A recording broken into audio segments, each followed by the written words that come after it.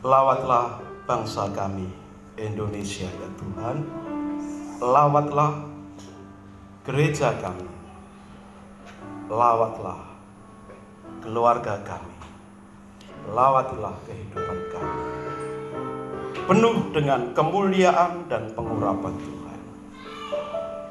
Terima kasih Tuhan untuk kebebasan, kemerdekaan yang Kau berikan atas negeri kami dari penjajahan. Dan terima kasih Tuhan untuk kemerdekaan yang telah membebaskan kami, memerdekakan kami dari dosa yang begitu kuat menjajah hidup kami. Saat ini umat-Mu siap menerima firman. Berfirmanlah Tuhan, bekerjalah melalui firman-Mu dalam hidup kami, sehingga kami melalui firman-Mu yang terus diperdengarkan dan kami terima, hidup kami menjadi bertumbuh kuat di dalam Tuhan, menyenangkan hati Tuhan. Dalam nama Tuhan Yesus Kristus, kami menyerahkan anak-anak kami yang akan masuk dalam kelas mereka, kelas sekolah minggu. Engkau memberkati para guru dan anak-anak yang ada, sehingga semua bisa mengikuti kelas sekolah minggu di dalam penyertaan Tuhan. Dan kami semuanya siap menerima firman-Mu saat ini. Dalam nama Tuhan Yesus Kristus. Haleluya. Amin. Haleluya. Haleluya.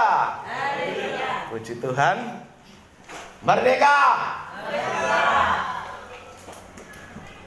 Mana suaranya yang muda-muda ini? Merdeka. Wah, kedengaran mulai. Sekali lagi, merdeka. Wah, keras sekali suaranya, mantap ya. Baik, kita pasal 14 ayat 13 sampai 21. Kita akan membaca perikop ini berbalas-balasan firman Tuhan. Setelah Yesus mendengar berita itu, menyingkirlah ia dari situ dan hendak mengasingkan diri dengan perahu ke tempat yang sunyi. Tetapi orang banyak mendengarnya dan mengikuti dia dengan mengambil jalan darat dari kota-kota mereka. 14.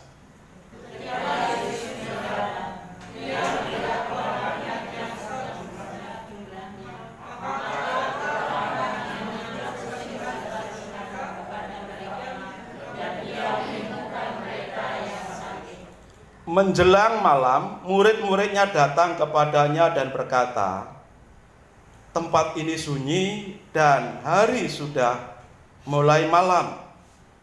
Suruhlah orang banyak itu pergi, supaya mereka dapat membeli makanan di desa-desa. 16.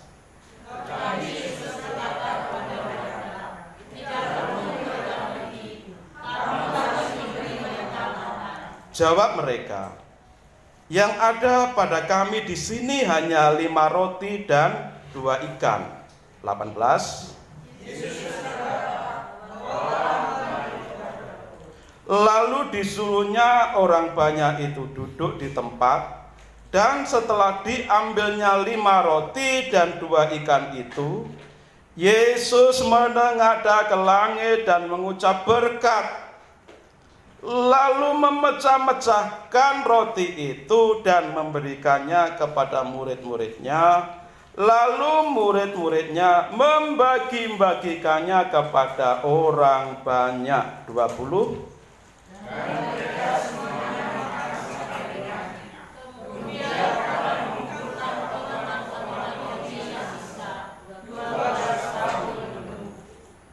Yang ikut makan kira-kira 5.000 laki-laki, tidak termasuk perempuan dan anak-anak. Amin. Untuk firman Tuhan. Tema firman Tuhan kita pada pagi ini yaitu bebas merdeka. Apa saudara? Bebas merdeka. Ya. Bebas merdeka. Berkaitan, berhubungan dengan kemerdekaan negeri kita, Indonesia tercinta, kemerdekaan yang ke-70 berapa? 8. Indonesia sudah merdeka.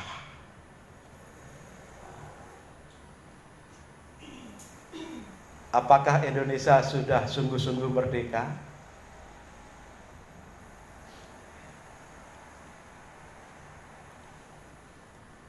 Ada di mana itu, TikTok atau apa itu? Indonesia, kita akan sungguh-sungguh merdeka kalau Soekarno-Hatta berbaris di dompet kita.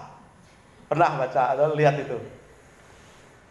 Kita akan benar-benar merdeka kalau Soekarno-Hatta berbaris di dompet kita. Tetapi kalau yang berbaris di dompet kita Patimura, apa yang terjadi saudara? Apa Bagus? Sing keras loh Bagus. Semangat Bagus.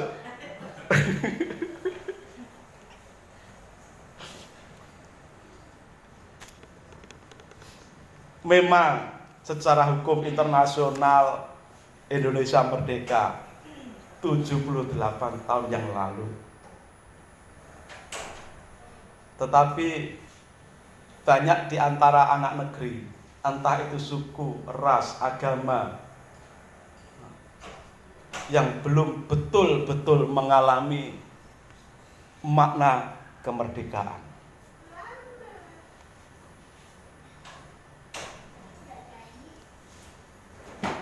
Ada sebagian yang mengalami ancaman ketika menganut agama tertentu.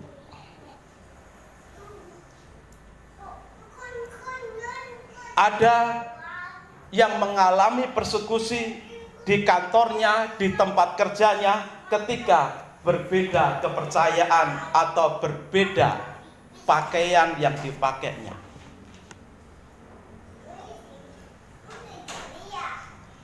Ada yang mengalami ketidakadilan di beberapa titik lokasi di negeri ini. Di negeri yang merdeka, tapi belum mengalami kemerdekaan yang sesungguhnya. Dan itulah tugas dari pemerintah yang ada untuk betul-betul mewujudkan kemerdekaan yang sudah diproklamasikan 78 tahun yang lalu. Tetapi bukan hanya tugas pemerintah. Itu adalah tugas dari seluruh rakyat negeri Indonesia tercinta. Termasuk saudara dan saya hari ini yang mendengarkan firman Tuhan ini. Termasuk setiap kita anak-anak Tuhan, orang Kristen, harus mengambil bagian untuk mewujudkan makna kemerdekaan yang sesungguhnya. Kalau kemerdekaan itu hanya berhenti saat diproklamasikan,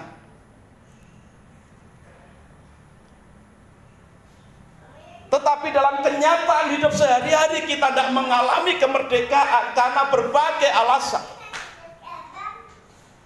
maka proklamasi kemerdekaan hanya sebatas slogan saja, tanpa makna.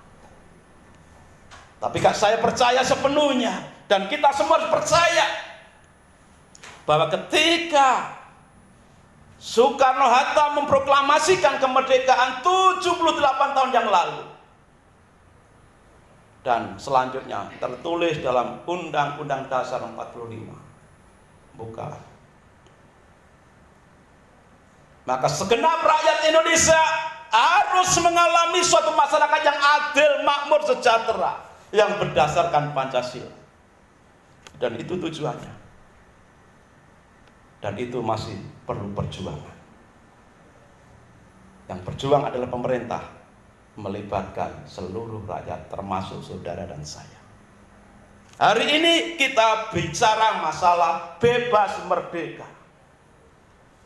Kita akan mengambil bagian mengisi kemerdekaan, mewujudkan kemerdekaan yang sepenuhnya di Indonesia ini.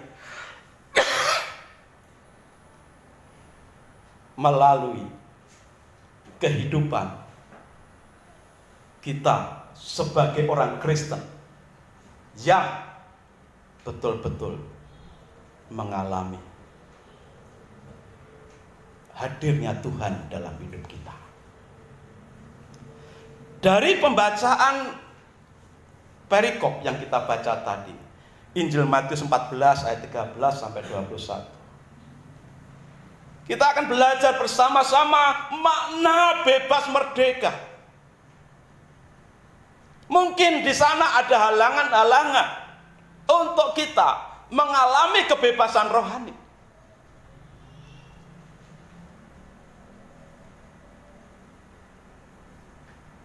Mungkin di sana untuk kita mengalami kebebasan dan kemerdekaan sesungguhnya itu akan banyak sekali tantangan dan rintangan.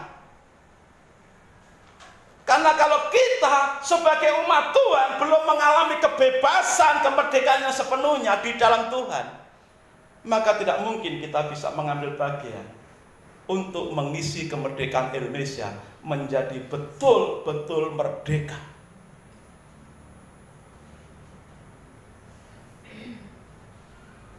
Kita dapati beberapa hal yang berkaitan dengan bebas atau kemerdekaan dari pembacaan kita tadi.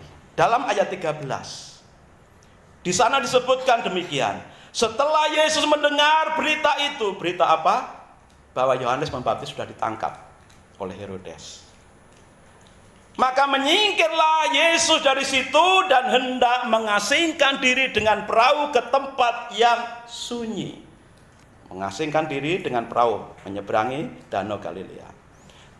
Selanjutnya, tetapi orang banyak mendengarnya dan mengikuti dia dengan mengambil jalan darat dari kota-kota mereka. Kita perhatikan di kalimat terakhir, tetapi orang banyak mendengarnya. Mendengar apa? Bahwa Yesus akan pergi ke suatu tempat dengan naik perahu di Danau Galilea. Berita itu terdengar sampai di telinga banyak orang. Lalu dikatakan dalam ayat 13 kalimat terakhir, tetapi orang banyak mendengarnya dan mengikuti dia dengan mengambil jalan darat dari kota-kota mereka. Rupanya begitu mendengar Yesus akan pergi ke satu tempat, orang banyak itu berbondong-bondong mengikuti Yesus melewati jalan darat. Mungkin mereka naik kuda, mungkin mereka berlari, mungkin mereka jalan kaki, mungkin mereka naik kereta atau naik unta. Tidak disebutkan di sini, tapi yang jelas ada banyak orang mendengar itu dan mengikuti Yesus mengambil jalan darat.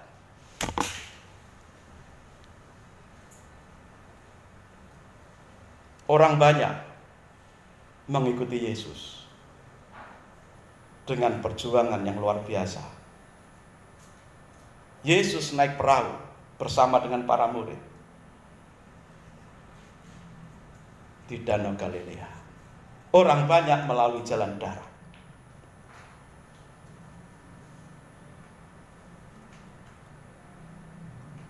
Pertanyaannya, apakah orang banyak yang mendengar dan mengikuti Yesus untuk pergi ke satu tempat itu tidak punya kesibukan?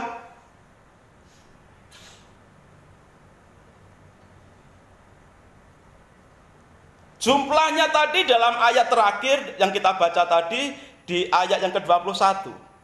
Jumlah laki-lakinya saja 5.000. Belum wanitanya, belum anak-anaknya. Hitung, perkiraannya kalau mereka laki-laki ditambah istrinya, berarti 5.000 laki-laki tambah 5.000 istrinya.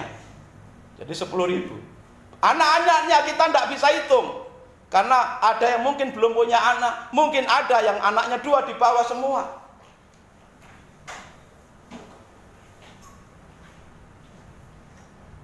Tetapi orang banyak itu mengikuti Yesus dengan meninggalkan tentu semua pekerjaannya. Mereka bawa istrinya, mereka bawa anak-anaknya untuk mengikuti Yesus di mana Yesus akan pergi. Karena mereka melewati jalan darat tentu akan banyak rintangan, halangan. Mungkin harus mendaki bukit, mungkin menuruni lembah, mungkin ada bahaya di jalan. Tapi mereka tidak ambil pusing. Mereka tahu semua risiko itu, harus tinggalkan rumahnya, tinggalkan pekerjaannya, tinggalkan kesibukannya, tinggalkan hobinya, tinggalkan semua urusannya, dan mengajak istri dan anak-anaknya untuk ketemu Yesus.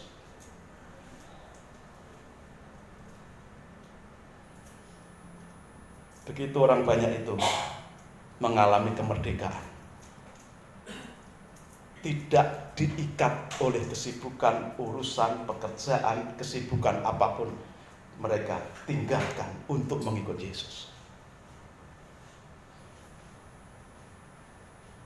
Walaupun saat itu mereka harus berjalan sendiri, Yesus naik perahu. Dan mereka harus melewati jalan darat yang penuh dengan risiko. Tapi apapun resikonya, sebanyak apapun resikonya, mereka tinggalkan semuanya itu, mereka terjang semua resiko itu, hadapi semua resiko itu, untuk bisa ketemu dengan Yesus, bersama dengan Yesus. Mereka mengalami kebebasan yang sesungguhnya dalam hal mengikut Yesus, dalam hal bertemu Yesus. Dalam hal dengan bahasa sekarang, mereka mengalami kebebasan, kemerdekaan dalam ibadah, dalam bersekutu dengan Tuhan. Tidak mau diikat dengan urusan keluarga, tidak mau diikat dengan urusan pekerjaan, kesibukan, hobi, dan apapun, semua ditinggalkan. Bahkan istri dan anaknya diajak untuk ketemu Yesus.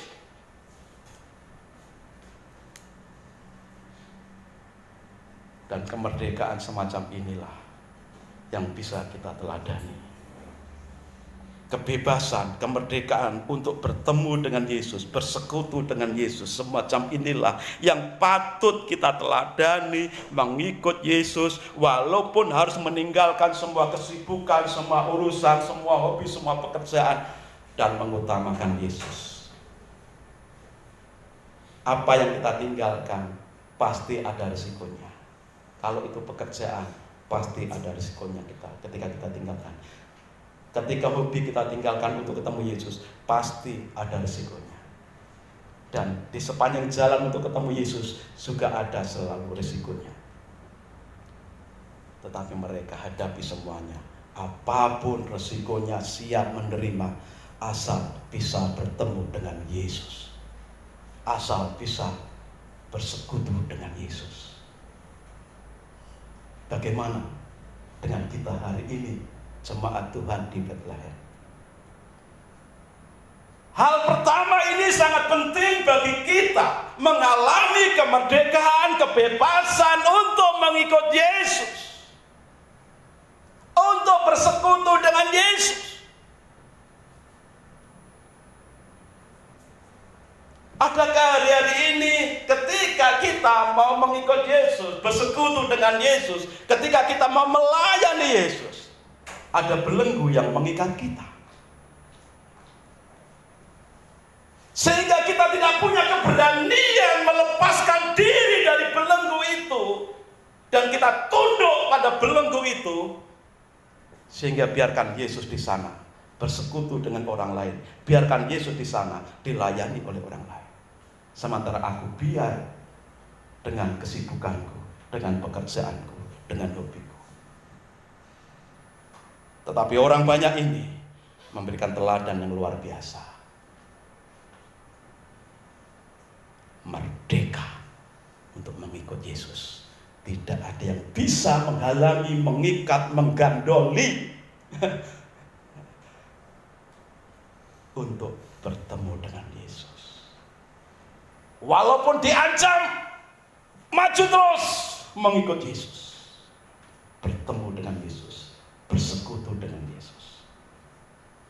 Walaupun mungkin dicibiri orang, maju terus, pantang mundur untuk bersekutu dengan Yesus. Jika hari ini kita belum sampai kepada titik kebebasan untuk beribadah, jika pada hari ini kita belum sampai kepada titik kemerdekaan untuk melayani Tuhan, masih banyak yang mengikat kita. Ayo kita belajar dari orang banyak ini. Mereka punya kesibukan, mereka punya hobi, mereka punya banyak urusan, tapi semua mereka tinggalkan dan hanya mengajak istri dan anak-anaknya untuk bertemu dengan Yesus. Hal yang kedua, ayat 14 kita dapati. Bebas merdeka. Dikatakan ayat 14. Ketika Yesus mendarat, Yesus melihat orang banyak yang besar jumlahnya. Besar jumlahnya orang banyak itu berapa? 5.000 laki-laki, belum wanitanya, belum anak-anaknya. Maka dikatakan jumlahnya besar. Lalu ketika Yesus melihat orang banyak yang jumlahnya besar itu, apakah tetap tinggal diam saja, melihat saja? Dalam ayat 14 ini dilanjutkan, maka tergeraklah hatinya oleh belas kasihan kepada mereka. Maka tergeraklah hati Yesus oleh belas kasihan kepada mereka. Maka tergeraklah hati Yesus oleh belas kasihan kepada mereka. Mereka siapa? Orang banyak yang mengikutinya.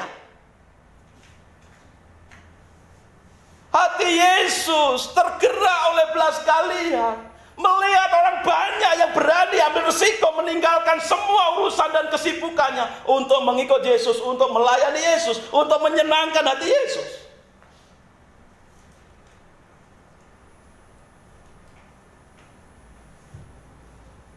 Dan belas kasihan, kalau saudara baca kitab Injil, Matius, Markus, Lukas, Yohanes, 4 Injil itu, maka di sana kita akan dapati kata tergeraklah Yesus oleh belas kasihan itu ditulis berulang-ulang, ditulis berulang-ulang. Tergeraklah Yesus oleh belas kasihan, tergeraklah hati Yesus oleh belas kasihan, itu ditulis berulang-ulang.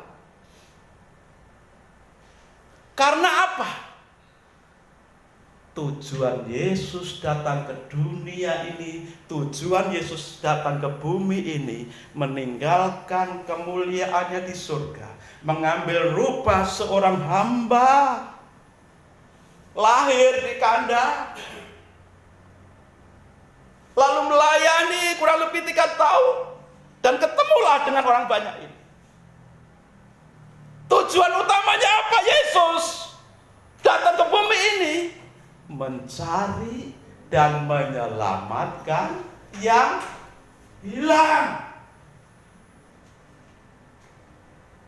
Tujuan Yesus datang ke bumi ini meninggalkan surganya yang penuh kemuliaan itu, tujuannya hanya untuk menyelamatkan saudara dan saya. Karena begitu besar kasih Allah akan dunia ini, sehingga Ia mengaruniakan anaknya yang tunggal, supaya barang siapa yang percaya kepada Yesus tidak akan binasa, melainkan beroleh hidup yang kekal.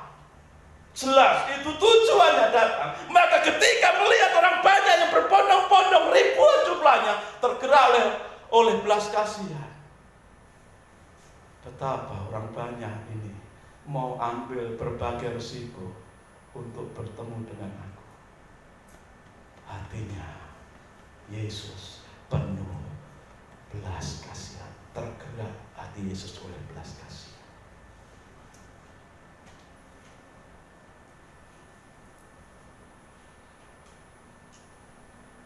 Kalau Yesus berani meninggalkan semua kemuliaannya di surga, mengambil rupa seorang hamba, tentu itu pengorbanan yang besar. Tapi Yesus sangat menghargai pengorbanan orang banyak itu yang meninggalkan semua urusannya, pekerjaannya, kesibukannya, dan mengajak istri dan anaknya untuk bertemu dengan Dia. Betapa sukacitanya Tuhan Yesus. Gayung bersambut. Pengorbanan Yesus yang turun ke bumi ini mengambil rupa seorang hamba, disambut oleh orang banyak dengan mengorbankan semua pekerjaan kesibukannya untuk menunggu Yesus. Satu hal yang luar biasa. Dan hati Yesus yang tergerak oleh belas kasihan inilah yang membuat Yesus, yang menggerakkan Yesus untuk menyelesaikan pekerjaan penyelamatan sampai mati di atas kayu salib.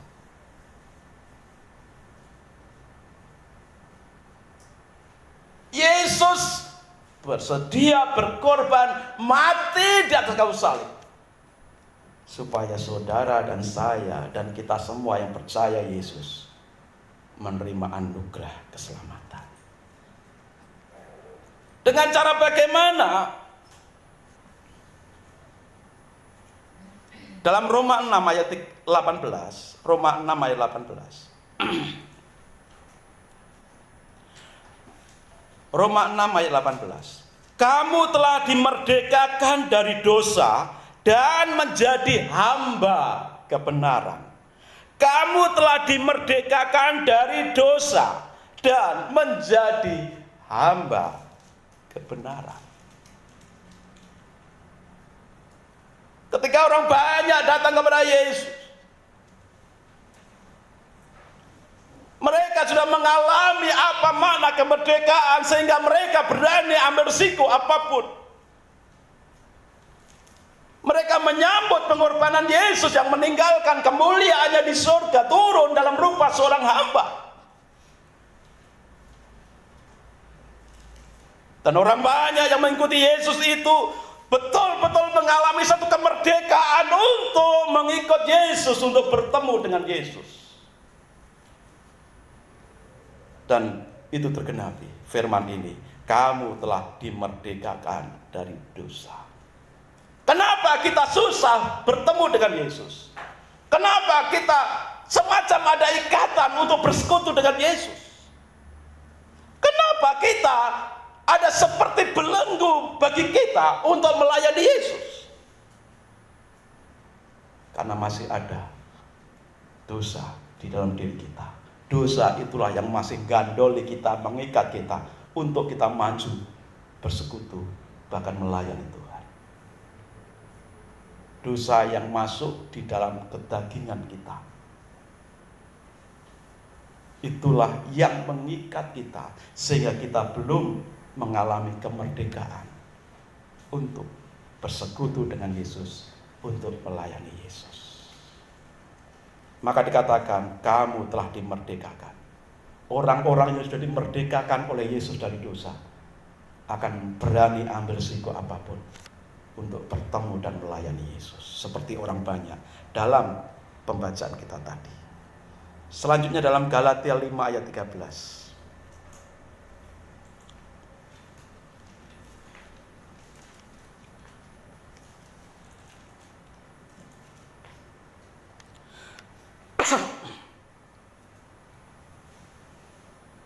Galatia 5 ayat 13. Saudara-saudara, memang kamu telah dipanggil untuk merdeka. Tetapi janganlah kamu mempergunakan kemerdekaan itu sebagai kesempatan untuk kehidupan dalam dosa, melainkan layanilah seorang akan yang lain oleh kasih. Memang kamu telah dipanggil untuk merdeka, merdeka dari dosa. Tetapi janganlah kamu mempergunakan kemerdekaan itu sebagai kesempatan untuk kehidupan dalam dosa lagi. Ini penting, saudara. Kita sudah dimerdekakan oleh Yesus. Dosa kita sudah diampuni, disucikan oleh Yesus. Kita sudah diselamatkan oleh Yesus ketika kita percaya Yesus.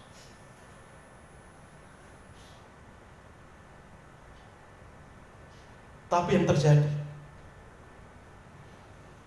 banyak anak-anak Tuhan, orang yang mengaku Kristen, menggunakan kemerdekaan di dalam Tuhan itu untuk berbuat dosa.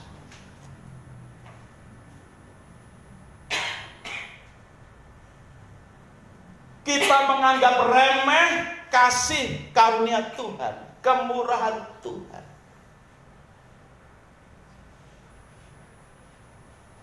Ketika kita menganggap sepi kekayaan kemurahan Tuhan yang sudah menyelamatkan kita.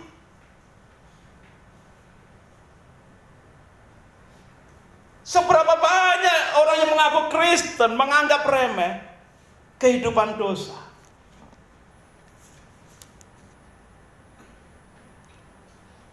Itu tercermin dalam kasus-kasus yang muncul di dunia kriminal,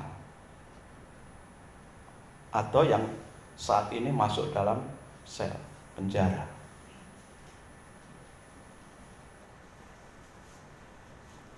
Banyak anak-anak Tuhan yang mengaku dalam tanda kutip anak Tuhan. Namanya Benyamin, namanya Habil, namanya Markus, namanya Yunus, Stefanus,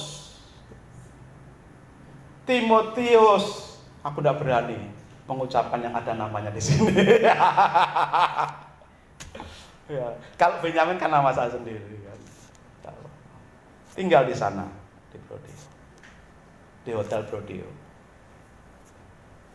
Dari sekian banyak penghuni Hotel Prodeo,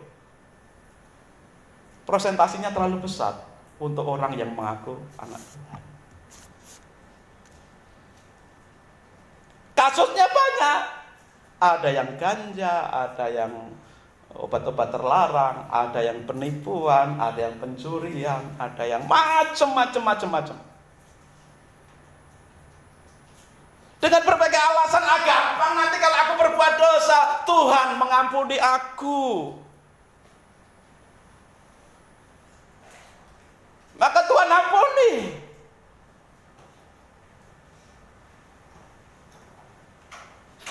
Dengan entengnya berbuat semacam itu, punya prinsip semacam itu. Tuhan kan Maha Pengampun dan Pemurah. Maka kalaupun aku berdosa, aku akan diampuni oleh Tuhan. Seringkali kita melakukan dosa, bebas untuk berbuat dosa, karena merasa Tuhan itu Maha Pemurah dan Maha Pengampun. Maka nasihat firman Tuhan jelas. Kamu sudah merdeka, tapi jangan kamu pergunakan kemerdekaan itu untuk kesempatan dalam dosa.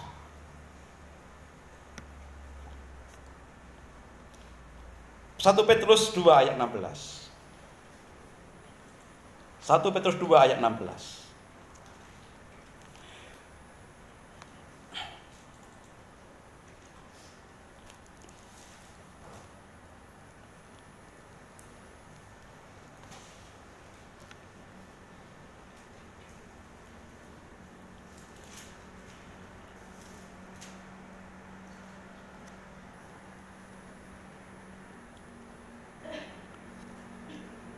Satu Petrus 2 ayat 16. Hiduplah sebagai orang merdeka dan bukan seperti mereka yang menyalahgunakan kemerdekaan itu untuk menyelubungi kejahatan-kejahatan mereka, tetapi hiduplah sebagai hamba Allah. Hiduplah sebagai orang merdeka dan bukan seperti mereka yang menyalahgunakan kemerdekaan itu untuk menyelubungi kejahatan-kejahatan mereka, tetapi hiduplah sebagai hamba Allah. Jangan gunakan kemerdekaan untuk menyembunyikan dosa.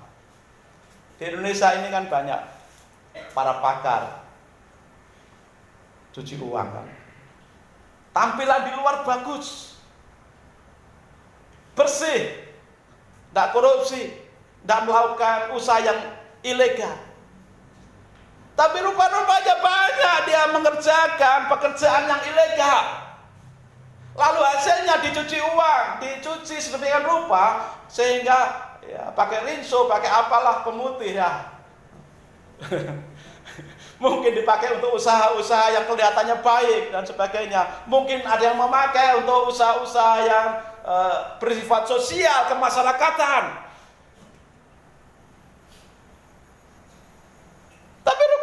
Semuanya itu hanya untuk cuci uang.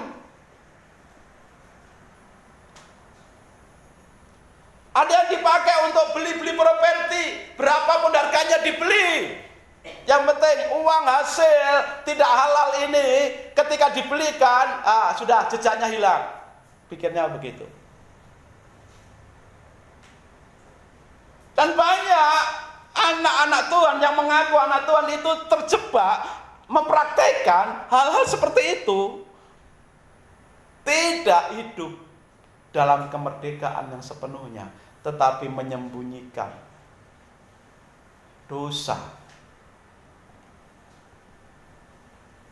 melalui hal-hal yang sepertinya baik, benar.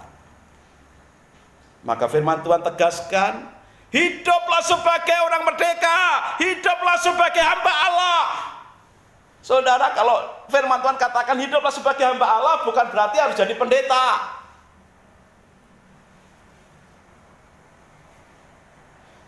Hidup sebagai hamba Allah tidak mesti jadi pendeta, harus jadi penginjil, jadi arti musik. Tetapi jadilah anak-anak Tuhan, orang Kristen yang betul-betul hidupnya itu menghamba kepada Tuhan. Menghamba kepada Tuhan itu bagaimana? Melakukan apa yang Tuhan firmankan. Kalau kita sungguh-sungguh menghamba kepada Tuhan, melakukan apa yang Tuhan firmankan, kalaupun kita harus masuk penjara, itu biasanya karena kita memberita Injil atau karena difitnah, bukan karena kita ketangkap basah melakukan kejahatan.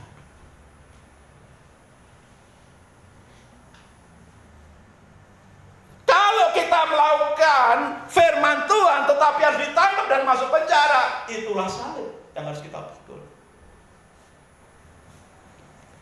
Tetapi kalau kita ketangkap karena melakukan hal-hal yang melanggar hukum negara, hukum positif, itu yang namanya dosa. Kita berusaha bertampilan baik, tapi sebenarnya di belakang sembunyi-sembunyi kita berbuat jahat. Ketika ketangkep baru ketahuan semua.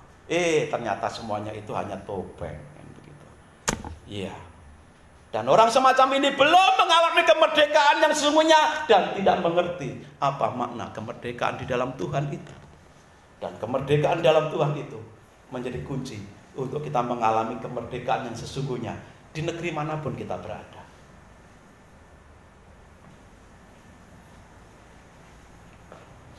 Itu sebabnya taatilah firman. Lakukanlah firman dalam hidup sehari-hari. Maka hidupmu akan diberkati dan berbahagia. Yang berbahagia adalah orang yang mendengarkan firman itu dan memeliharanya dalam hidup sehari-hari.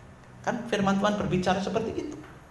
Maka peliharalah firman dalam hidup sehari-hari dengan melakukannya, dengan mentaatinya.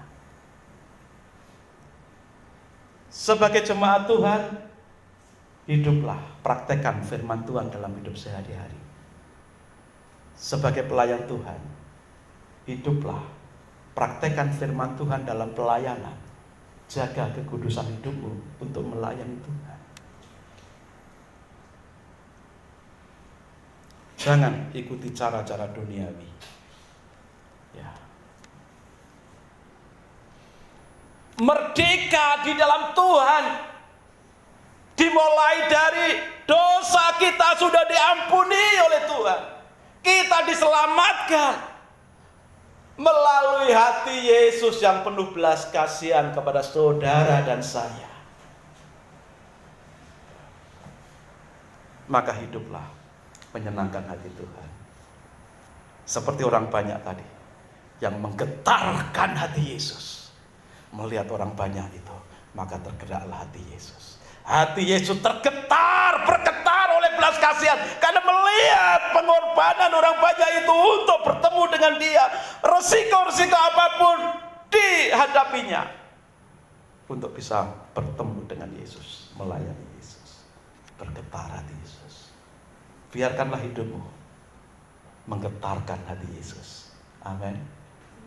Dengan taat melakukan firman Tuhan. Selanjutnya, ayat 14, bagian kalimat terakhir. Setelah Yesus mengatakan tadi ayat 14, maka tergeraklah hatinya oleh belas kasihan kepada mereka. Lalu dilanjutkan dengan satu kalimat terakhir, kalimat pendek. Dan ia menyembuhkan mereka yang sakit.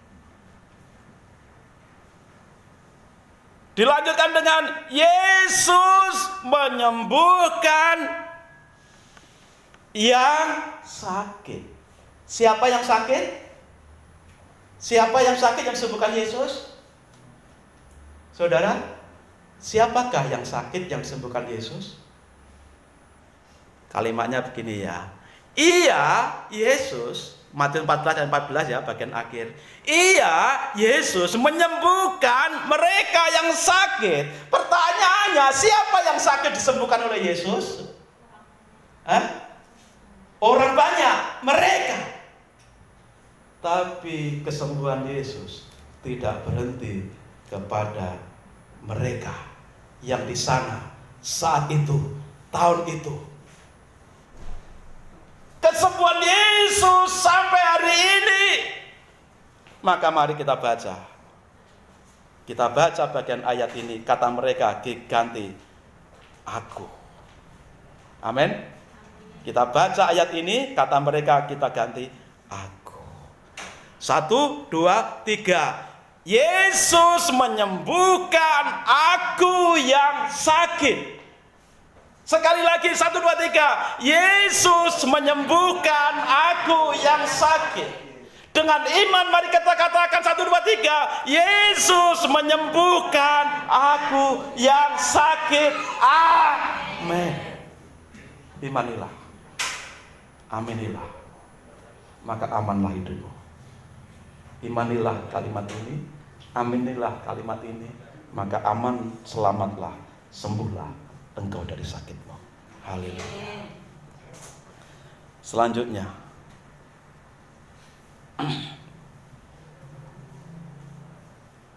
tadi ketika Yesus berkata kepada para murid, berilah mereka apa saudara? Makan. Lalu ada makanan apa yang ada di antara murid? Ada berapa roti? Berapa ikan? 5 roti dan 2 ikan. Apakah itu punyanya para murid?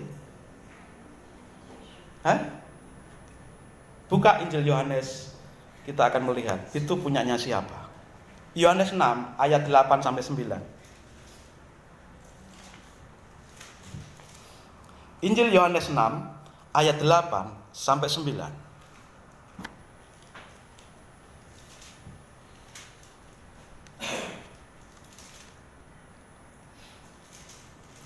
Injil Yohanes 6 ayat 8 sampai 9. Seorang dari murid-muridnya yaitu Andreas, saudara Simon Petrus berkata kepada Yesus, "Di sini ada seorang anak yang membawa 5 roti jelai dan 2 ikan. Tetapi apakah artinya itu untuk orang sebanyak ini? 5 roti dan 2 ikan punyanya seorang anak." Kita tidak tahu umur berapa anak itu. Kalau disebut anak berarti memang masih di bawah 17 tahun lah. Atau mungkin masih remaja, mungkin masih balita. Tidak tahu umur berapa. Tapi yang dibawa itu hanya 5 roti dan 2 ikan. Maka benar apa yang dikatakan oleh Andreas.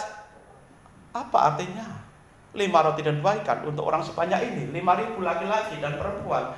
Ditambah lagi anak-anaknya. Tidak terhitung.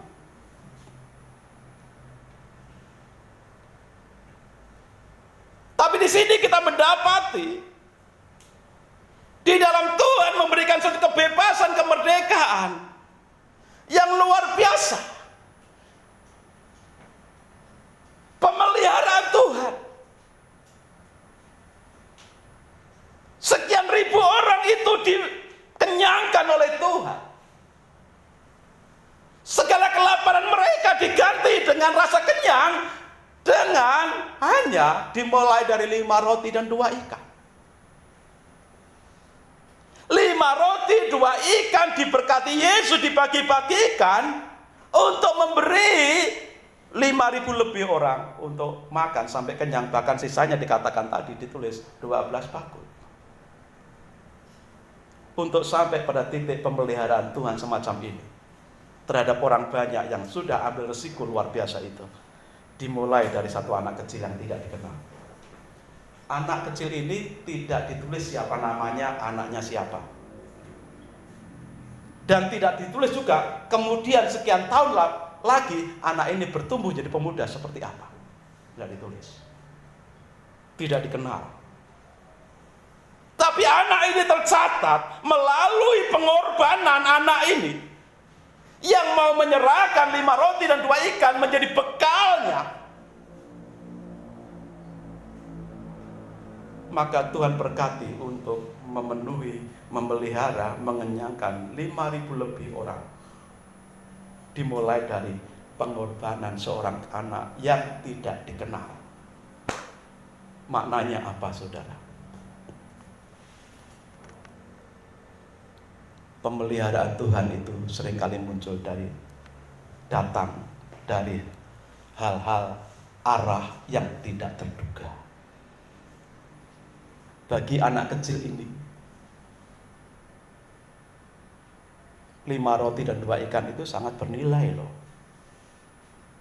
Dari sekian ribu orang, kenapa hanya tinggal punyanya anak kecil 5 roti dan 2 ikan? Berarti bapak-bapak, ibu-ibunya sudah makan semuanya sampai habis. Tidak ada yang tersisa. Tapi anak ini masih tersisa. Dan itu bagi seorang anak menjadi harta yang sangat bernilai. Tetapi anak ini mau memberikan kepada Yesus untuk diberkati.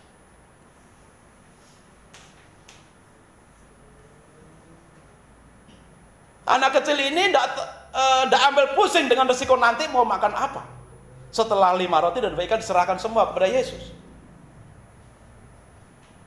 Yang dia tahu ketika Yesus membutuhkan, lalu para murid meminta kepada anak itu, diberikan oleh anak itu.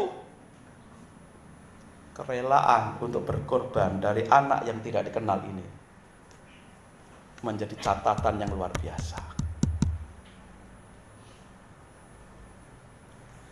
Kerinduan Yesus, tadi kan kita membaca ayat di atas. Yesus berkata kepada para murid, berikan mereka makan. Mereka berapa orang? 5.000 lebih. Berikan mereka makan. Para murid tidak bisa menjawab.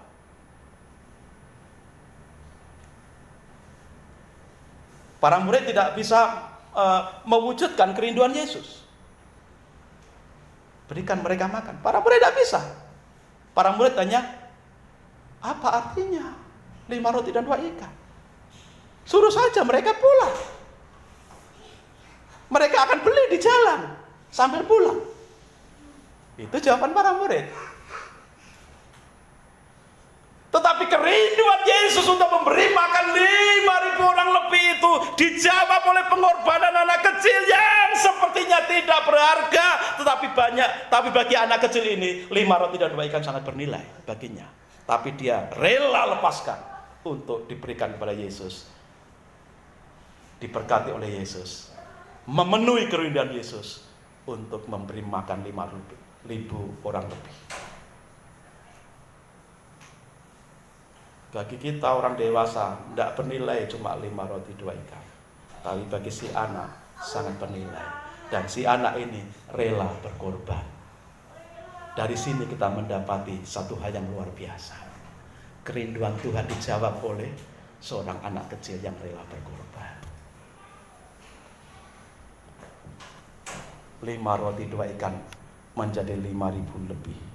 Mengenyangkan semua orang yang hadir, bahkan tersisa 12 bakul.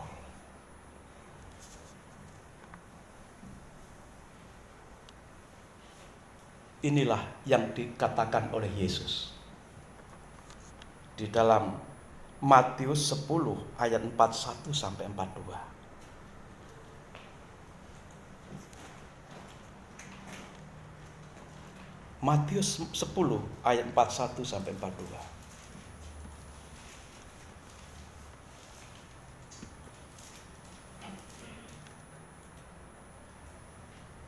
Barang siapa menyambut seorang nabi sebagai nabi, ia akan menerima upah nabi. Garis bawahi, ia akan menerima upah nabi karena menyambut nabi sebagai layaknya nabi. Lalu, barang siapa menyambut seorang benar sebagai orang benar, garis bawah juga, ia akan menerima upah orang benar. 42. Dan barang siapa memberi air sejuk secangkir saja pun kepada salah seorang yang kecil ini, karena ia muridku, aku berkata kepadamu, sesungguhnya ia tidak akan kehilangan upahnya daripadanya. Menyambut nabi sebagai nabi akan mendapatkan upah nabi. Menyambut orang benar sebagai orang benar, dapat upahnya orang benar. Memberi secangkir air sejuk, air putih kepada salah seorang kecil, murid Tuhan, orang Kristen, maka dia akan mendapatkan upahnya juga. Dari Matius 10:41-42 ini kita dapati, kita hubungkan dengan anak kecil yang memberikan 5 roti dan 2 ikan kepada Yesus, mau berkorban. Walaupun tidak disebutkan namanya siapa, orang tuanya siapa, datang dari daerah mana, tapi satu hal yang kita yakini, anak kecil ini tercatat namanya di surga. Amin. Tapi jangan hanya anak kecil ini yang tercatat di surga ya. Biarlah saudara dan saya juga tercatat namanya di surga. Tapi bukan hanya tercatat di surga loh saudara.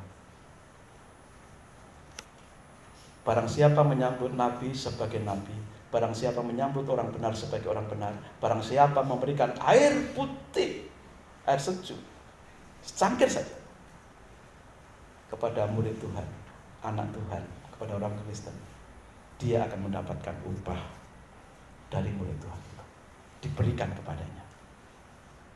Bandingkan kalau dalam satu hari kita memberi seorang nabi sesuatu, maka apa yang harus diterima oleh nabi dari Tuhan diberikan juga kepada dia yang sudah memberikan segelas air putih cintanya. Kalau misalkan kita pada hari yang sama ada orang benar yang setia melakukan firman Tuhan, datang ke rumah lalu kita berikan secangkir air putih, apalagi ditambah kopi dan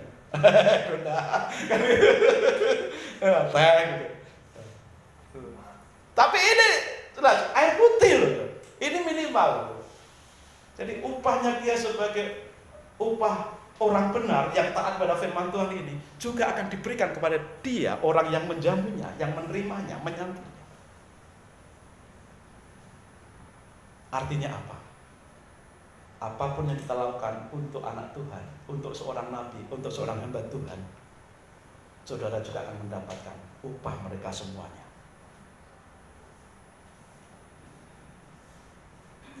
Dan berkat yang dijanjikan Tuhan ini terjawab oleh anak kecil itu. Saya yakin anak itu selanjutnya akan mengalami berkat penyertaan yang luar biasa daripada Tuhan.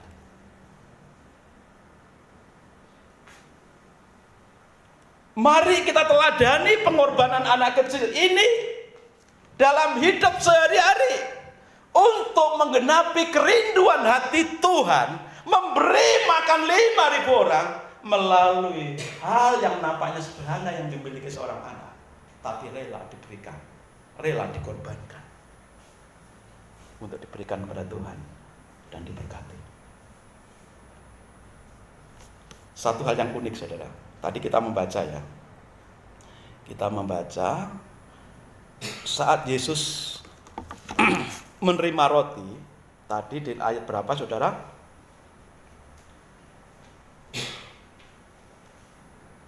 Ayat yang ke-19.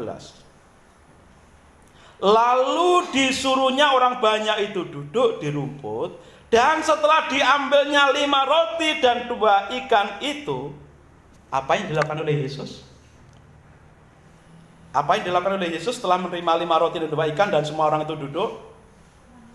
Yesus menengadah ke langit dan mengucap apa saudara? Berkat.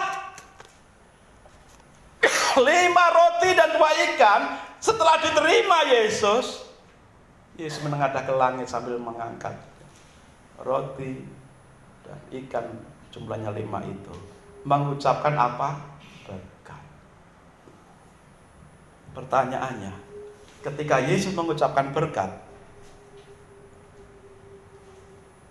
roti dan ikan itu sudah jelek, tiba-tiba bruk jadi banyak begitu, 5.000 lebih jumlahnya. Apakah ketika Yesus mengangkat roti dan ikan lalu mengucapkan berkat untuk 5 roti dan 2 ikan itu, dengan tiba-tiba tiung, lalu roti dan ikan itu jadi bertambah banyak begitu saudara? Tidak. Maka ada kalimat selanjutnya. Kalimat selanjutnya apa saudara? Ayat 19 tadi. Yesus menengadah ke langit dan mengucap berkat, lalu memecah-mecahkan roti itu dan memberikan kepada murid-muridnya, lalu murid-muridnya membagi-bagikannya kepada orang banyak.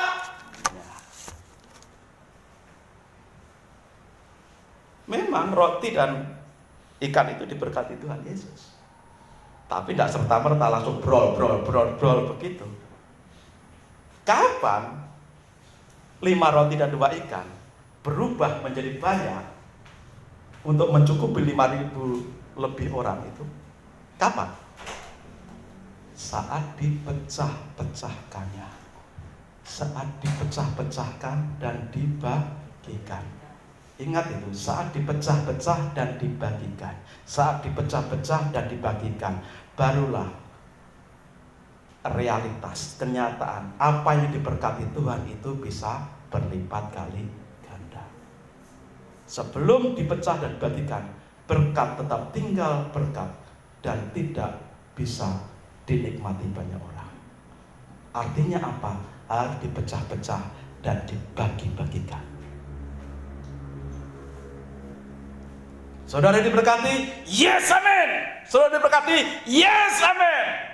Tapi selama kita tidak mau dipecah-pecah dan dibagikan kepada banyak orang,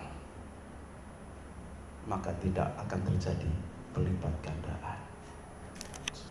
Ya, pokoknya itulah intinya apa? Sebelum kita mau hidup kita berbagi kepada orang lain. Orang lain itu siapa? Entah itu nabi, entah itu orang benar, entah itu sesama anak Tuhan, atau orang lain yang membutuhkan, maka berkat itu tidak akan pernah berlipat kali ganda. 5 roti akan tetap 5 roti, 2 ikan akan tetap 2 ikan. Paling cepat hanya menjadi saat kita, Tuhan terima kasih untuk berkat-Mu ini, kami akan nikmati, haleluya, amin. Hanya seperti itu. Tidak menjadi berlipat kali ganda. Dan ini mesti kita camkan. Kalau kita ingin mengalami berlipat gandaan Tuhan, 1, milikilah hati berkorban seperti anak kecil itu, yang memberikan 5 roti, 2 ikan miliknya. 2, mau dipecah-pecah dan dibagikan untuk orang-orang yang membutuhkan. Sehingga hasilnya semua orang tercukupi. Kerinduan Yesus tergenapi melalui pengorbanan anak kecil ini. Itu sebabnya saudara, beberapa kali ya saya WA itu ya, setiap hari Minggu pas ada tamu saya WA, saudara hari Minggu besok ada pengkhotbah, silakan yang rindu untuk menabur di ladang pekerjaan Tuhan. Ya. Hamba tersebut yang berkhotbah itu dengan memberikan persembahan kasih.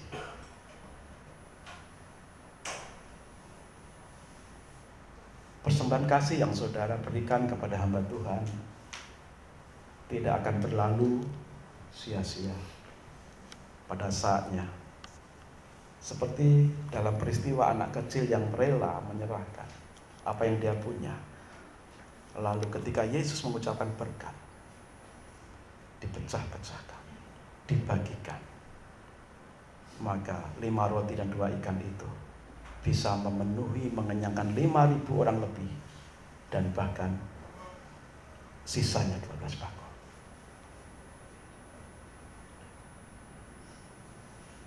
Apa yang kita genggam dan tetap kita genggam, tidak berani kita mengambil langkah untuk berkorban seperti anak kecil itu, maka tetap itu menjadi punya saudara, tetapi tidak akan bermanfaat bagi banyak orang menjawab kerinduan Yesus untuk menjangkau banyak orang. Berapapun jumlah yang Tuhan gerakkan untuk Tuhan berikan. Seperti anak kecil, rela, ikhlas, korbankan. Barang siapa menyambut seorang nabi sebagai nabi, barang siapa menyambut orang benar sebagai orang benar, barang siapa memberi segelas air sejuk kepada seorang anak Tuhan, dia tidak akan kehilangan berkat dan upahnya. Amin, saudara. Kebebasan, kemerdekaan seperti itulah yang kita rindukan, kita punya. Dimulai dari seperti orang banyak, bebas merdeka melayani untuk bertemu dengan Yesus. Lalu bebas dari dosa, tidak menggunakan kemerdekaan itu untuk kembali berbuat dosa atau menutupi dosa kita, berpura-pura suci. Lalu biarlah kita berani berkorban seperti anak kecil ini, yang menjawab kerinduan Tuhan memberkati banyak orang. Melalui apa yang kita punya yang nampaknya sederhana, kita berikan. Tuhan mengucapkan berkat, lalu dibagikan kepada mereka, akan berubah berlipat kali ganda. Kiranya Tuhan memberkati saudara dan saya. Tuhan Yesus memberkati kita. Haleluya. Amin. Mari kita berdoa. Tuhan, terima kasih untuk kasih setia-Mu. Terima kasih untuk kebaikan-Mu. Terima kasih untuk kemerdekaan, kebebasan dari dosa yang sudah Kau berikan bagi kami sebagai anak-anak-Mu. Dan terima kasih untuk kemerdekaan kami sebagai warga Indonesia. Tuhan, kemerdekaan kami umat-Mu di dalam roh akan membuat kami betul-betul mengalami kemerdekaan. Walaupun secara duniawi kami dihimpit dari kanan dan kiri, diancam dari berbagai sisi. Karena kami sebagai anak-anak-Mu. Tapi tidak ada ketakutan, tidak ada belenggu yang bisa mengikat kami. Karena kami sudah Kau bebaskan secara roh. Dosa kami Engkau hapuskan, Engkau selamatkan kami. Dan hidup yang kami hidupi saat ini adalah hidup untuk menyenangkan Tuhan, untuk melayani Tuhan, untuk berkorban bagi sesama kami, untuk berbagi untuk sesama kami. Tuhan Yesus, kami berdoa, biarlah umat-Mu di Bethlehem sungguh-sungguh betul-betul bisa mengalami kemerdekaan sesungguhnya di dalam Tuhan Yesus Kristus. Sebentar